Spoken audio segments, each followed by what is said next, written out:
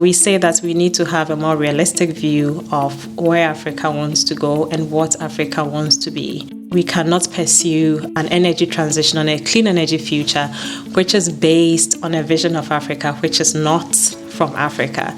G'day folks, and welcome back to Giving What We Can, where we explore how to use our resources to do the most good. Today, we're joined by Lily Odarno, who is the Director of Clean Air Task Force's Energy and Climate Innovation Program in Africa.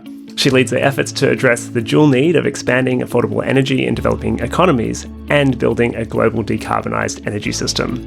But before we jump into the interview, I'm joined by my colleague Grace, and we're going to just share a few reflections from the interview with Lily. So, Grace, welcome. And what really struck you about the interview with Lily? Well, I think, this is one of my favourite interviews that we've done this year. It really just blew my mind to hear, about how some of the estimates for Africa probably aren't very accurate, how the world needs to take into account Africa's vision for itself when thinking about climate policy going forward.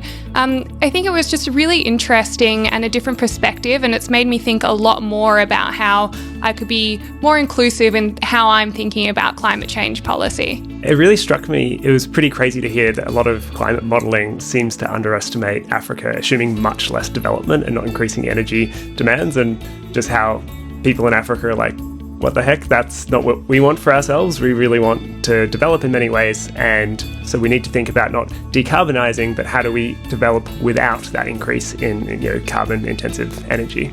Yeah, and I think Lily talks about this kind of like energy transition as well, which was really quite interesting from my perspective. So there is an opportunity, for Africa to do a lot of this growth, but doing it from 100% renewables might not be the best approach.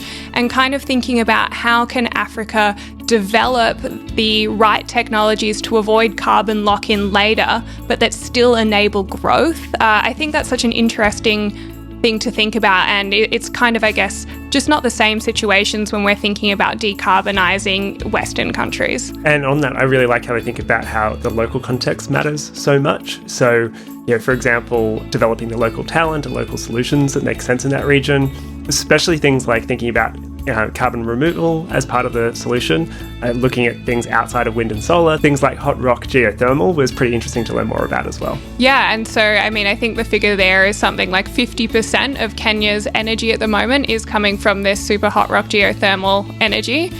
So that's really surprising to me to hear that, 50% of a country's energy needs in Africa are coming from renewables. Well, not to give away too much, but we'll let Lily get to it now. So I hope you guys are going to enjoy this interview with Lily Odarno. Lily, welcome. Thank you so much for joining us. Thank you, Luke, for having me. Yeah, could you tell us a bit about yourself and your role at the Clean Air Task Force? My name is Lily Odarno. I'm the Director of the Energy and Climate Innovation Program, Africa Clean Air Task Force. And in my role, I'm leading Clean Air Task Force's effort to reconcile the need to decarbonize the global energy system with the need to make sure that the developed part of this world has access to affordable, reliable, modern energy access.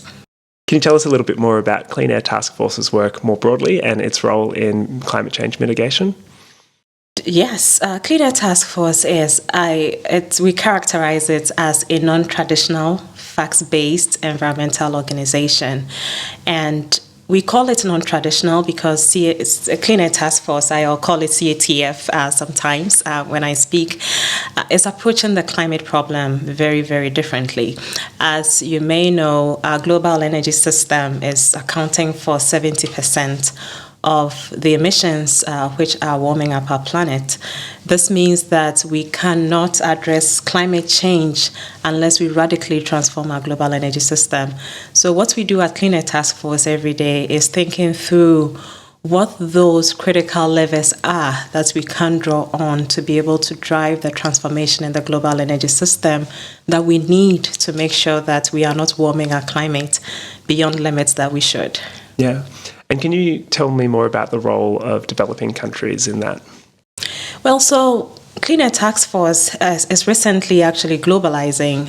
Lots of the initial work has been based in the United States. There was a recent expansion to Europe, but we are going global. We are now looking at work in the Middle East and North Africa. We're looking at work in Sub-Saharan Africa, which is the work that I lead, and looking at work in parts of Southeast Asia as well.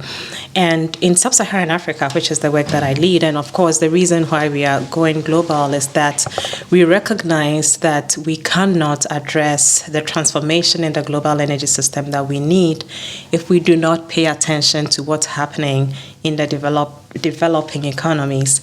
And why is that so? Because we are going to see the greatest growth in energy demand in these regions. China is already leading. We have India right there leading in following up in emissions, cumulative emissions. And regions in Africa are going to be growing over the coming decades. So we need to be prepared for the coming growth in demand from these regions. Otherwise, we are going to be overshooting cumulative emissions. Yeah. Can you tell us about the type of work that is being done there?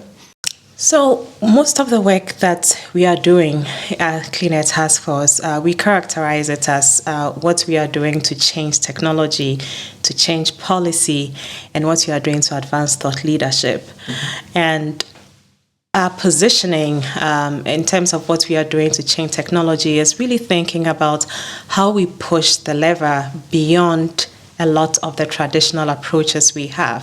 So what's the dominant thinking around how we transform our energy system today? Most of what we hear is let's conserve. How do we improve energy efficiency? And doing that typically with a view that developing countries are not going to be consuming much. So there's this assumption, that African countries, for instance, will have very low demand, even looking into the future. We think about electrifying everything. We think about the role of wind plus solar and combining that with batteries. At Clean Air Task Force, we believe that that is only a portion of the solution that we need. Yes, we need energy efficiency. Yes, we need to think about how we electrify. Yes, we need to think about what we do with variable renewable energy sources.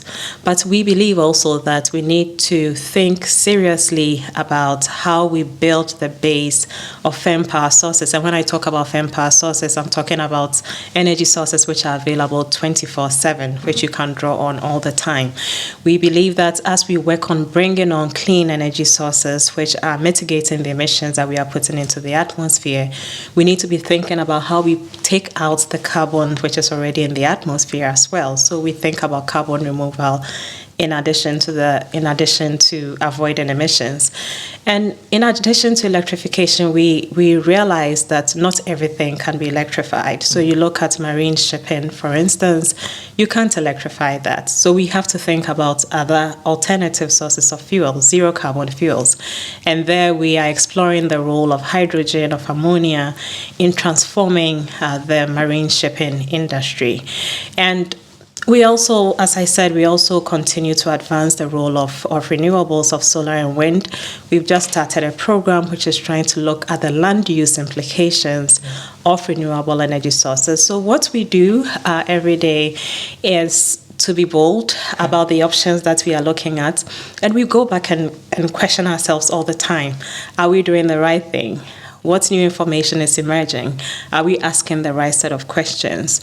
With a view that gives us or puts us in a place that allows us to be able to continually advance the right portfolio of options that we need to be able to address the climate challenge. Yeah. I just want to press in a little bit on what you mentioned about the projections within Africa being that they're not going to increase in demand. Can you talk a little bit more about that? Absolutely. So we've been doing a bit of kind of trying to look a bit deeper into some of the very influential models that we have out there, and some of our analysts have tried to understand what are the assumptions which go into the models that put us at net zero by 2050. And what we realize is that the per capita energy consumption assumed for regions in Africa are several orders lower than what you have as OECD averages currently, and even looking at 2040 projections. And the reason is that we are expecting to see Africa grow. Population is going to be growing. And so it's actually hard to keep the models in check if you assume that, Africa is going to be growing at, say, OECD levels without unleashing the power of the vast range of technology options. So that's what we are realizing is hidden in the models. But what we want to advance is, we say that we need to have a more realistic view of where Africa wants to go and what Africa wants to be. We cannot pursue an energy transition on a clean energy future, which is based on a vision of Africa, which is not from Africa. So what do African economies want? If you look at projections from the African Union, from country level projections, these countries are looking to grow. They are expecting, Africans are aspiring to have consumption levels which are way more than what we have now. The average consumption level that goes into some analysis, you have like 500 kilowatts hour per person. That's really tiny. It's like lighting 2 light bulbs in a year. That is not an aspiration for many people. So we believe that we need to get realistic about what that means. It means that we need to challenge the common wisdom out there. We need to bring out new analysis that helps us to have a fairer view of the world in terms of what the developing countries are hoping to be and what that means for how we should be thinking about the energy systems we are developing in response to the climate problem. Yeah, amazing. Can you share some of the types of solutions that you're looking into, the different technologies? So we are working, as I said, we are looking at carbon mitigation measures, and we are also looking at, how do we also remove the carbon which is already in the atmosphere, because once carbon is released, it's staying in the atmosphere for a long time. So a wide range of technologies. We have the traditional wind and solar. We have, as I said, we have work which is looking at the land use implications of that. Super hot rock geothermal technology, looking at advanced how can we have geothermal everywhere by drilling even further deeper into Earth's crust. We are looking at advanced nuclear technologies, and we are also mindful and acknowledge the fact that fossil fuel resources will not disappear from our planet tomorrow or even in the next 5 years. What that means is that we need to be thinking about how we decarbonize the fossil fuel which is being used today. So there we are looking at carbon capture with in places where we have oil and gas companies operational. How do we combine that with the use of fossil fuels now? I mentioned that we are thinking seriously about the transportation sector. We recognize that not everything will be electrified, so we have a program in zero carbon fuels, which is looking at hydrogen and the role of ammonia as well. And then in terms of industrial processes, what's happening with the oil and gas, we also take a look at the short-lived pollutants, so methane specifically, and how we can reduce methane leaks and emissions in the oil and gas industry. So it's a huge portfolio of technology options that we are looking at. And we look at that and then think about, what do you need by way of policy environment, by way of markets, to be able to build the ecosystem that you need to advance those technologies. Yeah, it's pretty broad. And why do you think a lot of the conversation typically focuses on a narrow range of technology as well as mostly reduced consumption? Well, I think there are several reasons for that, and I speak about this a bit. And when I talk about this, I like to kind of speak a bit through an African lens, because I think it helps me to contextualize it a bit more. I think that in Europe, wind and solar have been like key parts of the energy transition. And in some ways, I think that they actually have been drivers of the adoption of this technology. Even in regions in Africa, we have huge European presence pushing for the adoption of these technologies. So what happens is that whenever we think about it, almost becomes accepted as, without us questioning further what other technologies are. It becomes as what's, what we run to when we think about the energy transition. I also think that in a very general sense, there's a general lack of understanding of the pros and cons of all technologies. I think that we easily see some technologies as greener than others, even when we are looking at the entire spectrum of zero carbon technologies. But the reality is that every single technology comes with its pros and cons, and we haven't spent too much time weighing what those options mean within particular context. So it could be that advanced nuclear, it's not an option in one part of Africa. Could it be an option elsewhere? But usually it's not even part of the conversation at all. Studying and actually working in the environmental space, I'd never seen I'd never seen anybody mention CCS in the context of Africa.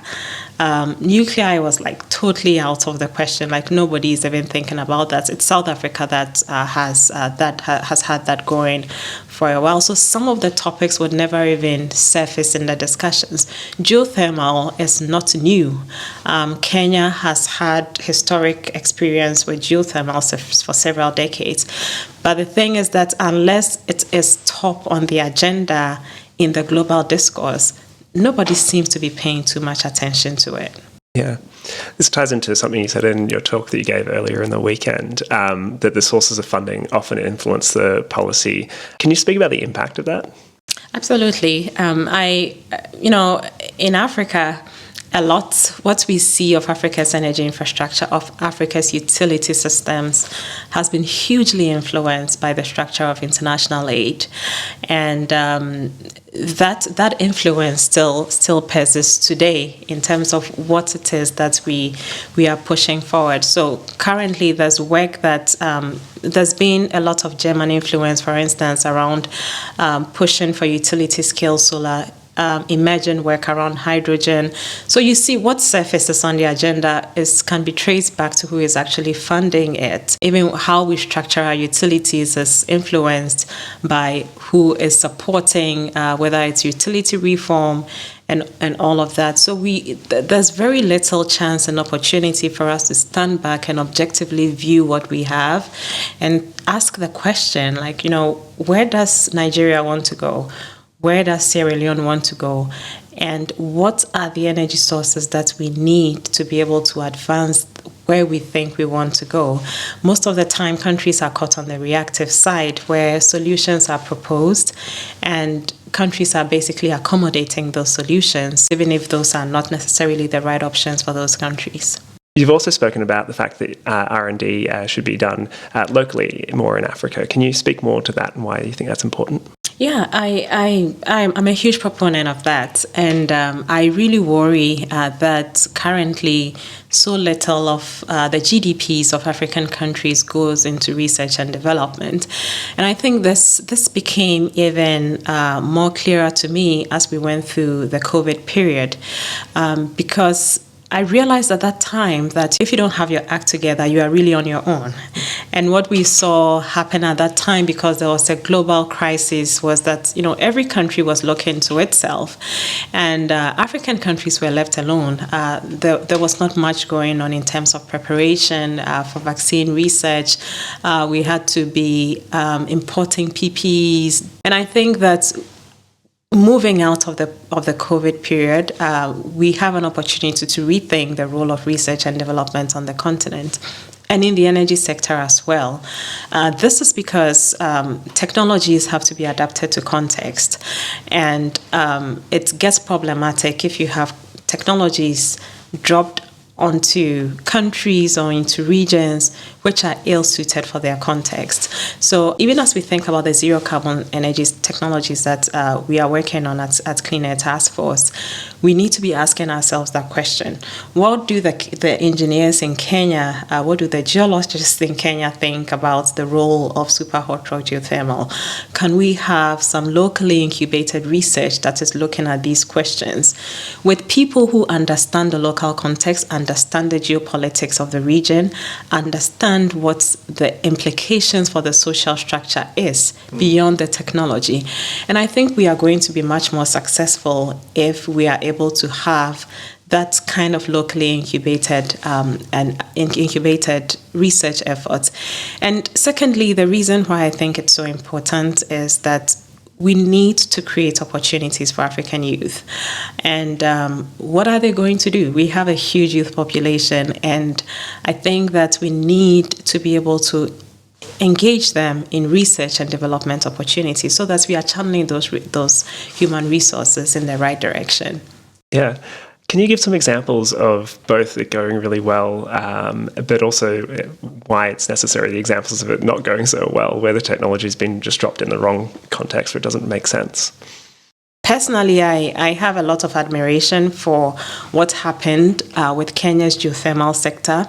I think that it's a real example of success. It's a real example of a government who came around to say that, look, we have all these resources in the ground, and we have people who don't have access to energy. Like, how do we tap into that? Currently, over 50% of Kenya's power is coming from geothermal resources, and that's really huge. It's really significant. And what's impressive there is that they actually have a regional view to it. So having a regional market, how does that connect to their regional neighbors in the East African Rift Valley? Can we transfer skills in geothermal technology to these other regions? So I see it as a very successful example of what happens when things go right. And then maybe in Kenya, again, I can also give an example of what happens when we are not too careful with local context. At the same time, in Kenya, we recently had the construction of a 300 megawatt plant in Lake Turkana, and it's variable renewable energy. So what that means is that putting that on the grid is destabilizing the grid. And the Kenyan government now is having to put a lot of money into stabilizing the Kenyan grid. This is happening in a country where not everybody has access to energy. And I'm using that to say that, when we think about decarbonizing a grid in an African context, it's a totally different ballgame, because you are looking at infrastructure which may not be as sophisticated as what you may have in other parts of the world in the advanced economies. You are looking at demand profiles which are very different. Demand is still growing. The demand profiles in a lot of advanced economies are quite stable, flat, very predictable. So it's different. And so it's not just a matter of transplanting a technology into a context just because it's green, but we need to be able to assess the system as a whole. So in our work at Clean Air Task Force, for instance, we really are paying attention to the utility question. Where do utilities stand? What's happening with demand and what's happening with supply? Because we understand that it's not just about making technology available, but you should have the infrastructure in place, you should have the systems, the institutions in place to be able to deploy it in the way that helps to drive development. It'd be great to hear a little bit more about how some of the day-to-day processes work for you at Clean Air Task Force, so working with policymakers and technologists and researchers and things like that. For the work that I'm leading now, we are focusing on four things. We are looking at first of all, how do you build the evidence-based and change the narrative around energy transitions? What does the alternative narrative look like? So lots of work focused on analysis, on modeling. If we made different assumptions of development in Africa, and put that into an analytical piece or a model, what does that look like? Does that provide an alternative vision to some of the dominant ideas that we have there? So that's one. And then secondly, on technology innovation, what we are doing specifically is looking at an idea of what we call technology innovation hubs, and how that works is working closely with local universities, researchers within African universities, institutions, on exactly some of these technology questions. So in Kenya, for instance, there are discussions around the role of hydrogen and whether it would be possible to produce green hydrogen using all the geothermal resources available. What does that mean for Kenya? and what analysis can we actually put together to help us understand if this is an option that is going to realize development benefits for Kenya in the way outside of just exporting hydrogen to Europe or to other parts of the world. So how do we have that kind of local contextualized research so we can answer questions about what the region needs? And then we are doing work with utilities as well. I mentioned that you need to have a well-functioning utility structure regardless of which technology you are putting on the grid. And where we are with that is working closely with some experts working in utilities, particularly in Ghana, in Nigeria, Kenya, and in Rwanda, and beginning to ask the question of, how could utility operations be improved? Not from an American perspective, but what is it that the utility in Ghana or the utility in Nigeria needs to be able to move to the next level? So it's a lot of engagement with stakeholders on the ground, a lot of co-creation of knowledge, a lot of, basically going in with as little or zero preconceived ideas as you can, because it's amazing what you're able to learn from the ground when you go in to ask objective questions about what we want to do and where we should go. Amazing. So are there challenges that you see that are very specific to Africa when it comes to decarbonisation? Yeah, I think that, in a very fundamental sense, I think that the concept of decarbonization is, some African countries don't even identify with that context at all, because the original definition of decarbonization assumes that, you actually have an energy system which is existing, which is not clean, and you are trying to clean that up. Well, in some places, that infrastructure doesn't even exist. So it's like, what are we decarbonizing? So I think that the way to think about that is, and which I see as an opportunity, is that if you have countries which are now building their infrastructure, now you have an opportunity to work with them to be able to choose a path that does not drive carbon lock-in over the long term. So in those contexts, you still have an opportunity to reframe decarbonization to be relevant to how we develop energy infrastructure as we move forward. But it doesn't mean that all African grids are clean. If you look at across Africa, east to west Africa, north to the south, there are huge differences in what's on the African grid. So South Africa historically has done a lot of coal. So certainly has a very carbon-intensive grid. In North Africa, we see the same. In West Africa, there's been a lot of use of thermal power, gas, so you also see like a fairly carbon-intensive grid. East Africa is quite different, and basically tends to have a lot more renewable energy resources on the grid. So I think the first thing there is that there are differences in what it means to decarbonize, or where we should be thinking about decarbonization across the continent. And we need to have more targeted efforts which focus on what is needed where. But I think that what is challenging in terms of pursuing decarbonization in Africa is being able to crack that question of, is it energy access or decarbonization? And the struggle is, that the narrative is increasingly becoming an either-or narrative. It's like either we decarbonize or we develop, have energy access. But how do we make it a both-and conversation, which is where I think we should be. And the challenge there is that we need to be realistic about the development aspirations of Africa as we think about decarbonization. You cannot go into a region where people are living in the dark and be telling folks that what you really need to do today is to is to decarbonize. It's hard for people to grasp that when there are more tangible problems ahead of them. I think that we need the narrative to be sensitive, and we need to be clear that we understand that Africa needs to grow. We understand that it's going to take a process. It's not going to be a point event. And we understand that it's going to take time to build that foundation for a clean energy future. And that there's not going to be a sacrifice of development and energy access for us to decarbonize. Yeah. Can you talk about some of the stakes here, like, the impacts, what they will be if we don't get this right? If we don't get this right, it's going to be really scary.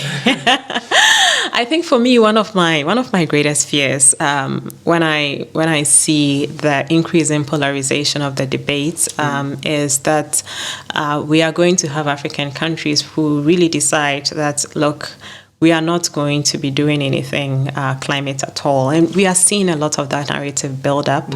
And I think it's for justifiable reason because it's generally it's being pushed back as, this is a really Western construct. This is something that is being pushed down the throats of Africans to keep us from developing, and we don't want to have anything to do with it.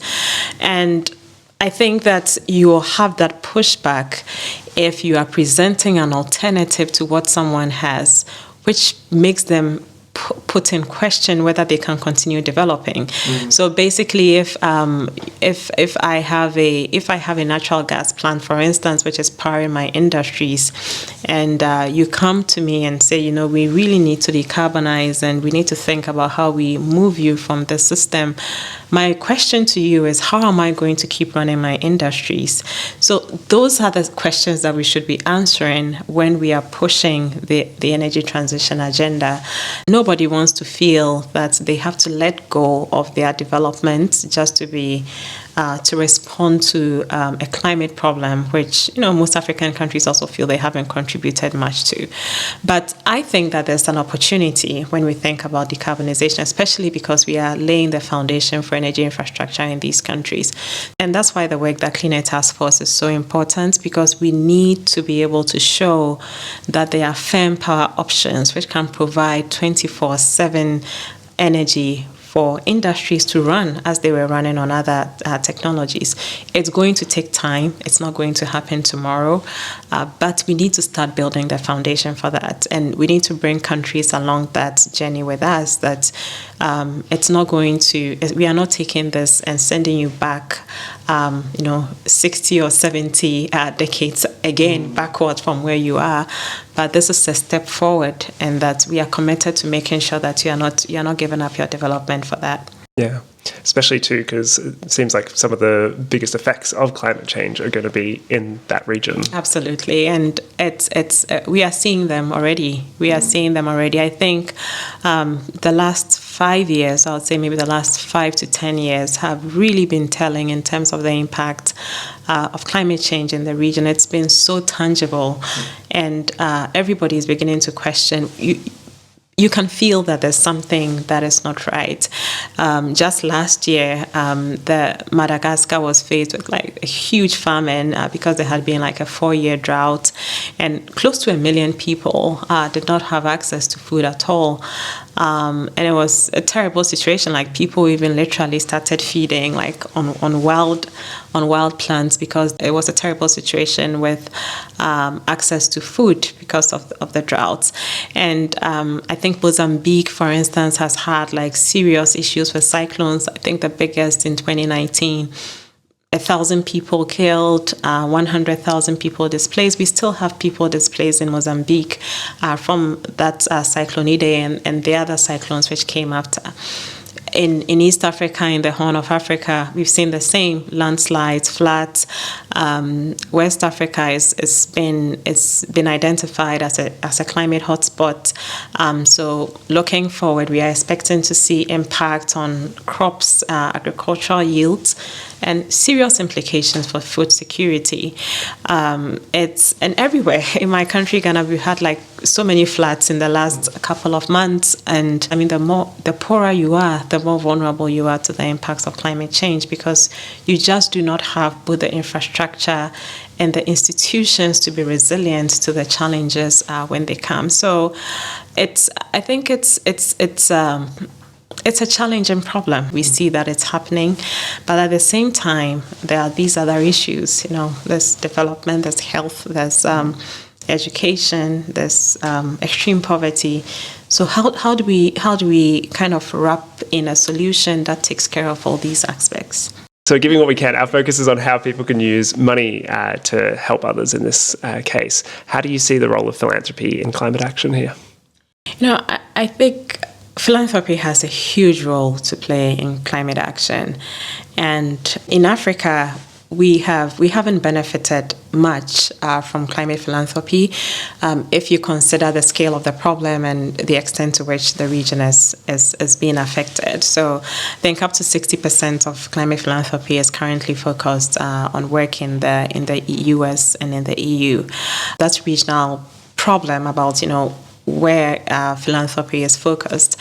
And I think a refocusing of philanthropy, or maybe an expansion of what philanthropy does, to pay closer attention to what's happening in the developing economies, is going to be extremely crucial if we are going to be able to address the climate challenge. For us at CATF, it's one of the reasons why we are going global, because we realize that we cannot do this if we do not rein in what's happening in the developing economies. And I think we need climate philanthropy to follow to follow suit and say that we also need to bring along the developing countries as well. And I think the second thing is also the what of what philanthropy supports. And I think we are at a place where we need to be really ambitious and bold about what's the options that we are pursuing to address climate change. It's obvious that what we have now just won't make it. We can't conserve our way out of the problem. It's certainly not going to happen. It's obvious that the world is going to need more and not less energy. It's obvious that we are going to need decentralized renewable systems in addition to firm power, clean power options. It's obvious that we need all of that. But I think we need philanthropy to help make it possible for countries, for regions to be able to pursue that suite of options. And especially in Africa, I've done a lot of work in the region, and as I said, for a long time I never heard anybody talk about CCS in Africa, even though we have huge natural gas reserves on the continent. So I think these are some of the things that philanthropy can do, helping organizations who are trying to look at these next frontier technologies to be able to examine them seriously in the developing world context, because we need to do that if we want to get serious about addressing the climate challenge. So again, just to recap, for philanthropy, I think we would need to see that regional shift. Mm-hmm. And we also need to see a shift in the what that philanthropy supports, from a more conservative portfolio to something which is more ambitious. And I know that we are already seeing that at Clean Air Task Force with some of the funders who are helping make it possible for us to do the research and be able to do the policy engagement that we are currently doing. So, given the trends that you've seen and the things that you've been working on, are you generally optimistic about change, or are you a bit worried about where things are heading? Well, I remain optimistic about change, and I believe that we can be the change that we want to see, and we can be the change that we need to see. And I always say that fundamentally, I'm optimistic because now I believe that we are beginning to ask the right questions. And that is always a good starting point, an important starting point. We are now beginning to ask, questions about what does it mean realistically, pragmatically, to be able to shift our global energy system? And we are beginning to recognize that we need to be thinking about a future where developing countries are actually growing and not shrinking or becoming poorer. So I think that is a good starting point, as beginning to ask the right set of questions. And I always say that on the technological front, I feel that we kind of have the options available. Of course, we have technologies at different stages of development. Some are more advanced than others, but at least I think we have ideas about what it is that we need and the suite of technologies that we need. A lot of what's left for us to do is to remove the political barriers, to remove the market barriers, to make sure that we have policy environments that are helping us advance those technologies. And I think it's within our power to do it.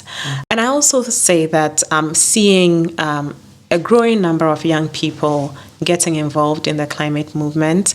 And I think that is extremely important because they are coming to this with a fresh set of eyes. They are coming to this questioning some of the things which have been worked for a long time. They are coming to this really concerned about what the future holds for them. And I think that coming to the question with that view helps you to put much more energy behind it and helps you to think about what you really need to do for the future that you will be living in a couple of decades, that your children will be living in a couple of decades. So I think that even though the challenge is daunting, I think the tools that we need are at hand. And a lot of what needs to be done really lies within our power to do.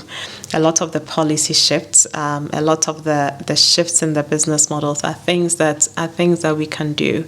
And of course, I think facing the climate challenge with more realism rather than ideology, but being pragmatic about what it is that we need to move forward. And it gives me hope that we can actually be able to avert the impacts of climate change if we act right.